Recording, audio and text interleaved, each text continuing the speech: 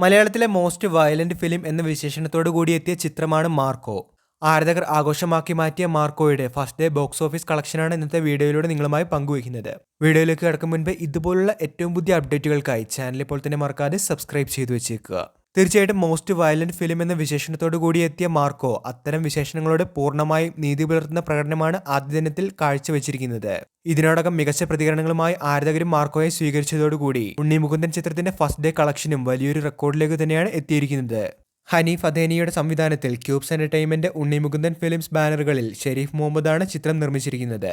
ഇപ്പോഴത്തെ ചിത്രം ആദ്യ ദിനം നേടിയ കളക്ഷൻ സംബന്ധിച്ച കണക്കുകളും പുറത്തെത്തിയിരിക്കുകയാണ്. ചിത്രം കേരളത്തിൽ നിന്ന് മാത്രം 4.5 കോടിയോളം നേടിയതായാണ് വിവിധ ട്രാക്കർമാർ ഇപ്പോൾ പറയുന്നത്. പാൻ ഇന്ത്യൻ ബോക്സ് ഓഫീസ് ട്രാക്കർമാരായ സാക്നിൽക്കിന്റെ കണക്കനുസരിച്ച് ചിത്രത്തിന്റെ ഓപ്പണിംഗ് കളക്ഷൻ 5 കോടി രൂപയാണ്. ഉണ്ണി മുകുന്ദന്റെ കരിയർ ബെസ്റ്റ് ഓപ്പണിംഗ് ആണ് ഇത്. കേരളത്തിനകത്ത് ചിത്രം 5 കോടി രൂപയിലധികം കളക്ഷൻ നേടിയിട്ടുണ്ട് എന്ന് പറയുമ്പോൾ വിദേശ രാജ്യങ്ങളിൽ നിന്നുൾപ്പെടെയുള്ള first day box office collection റിപ്പോർട്ടുകൾ ഇന്ന് വൈകിട്ടോടു കൂടിയായിരിക്കും എത്തുക.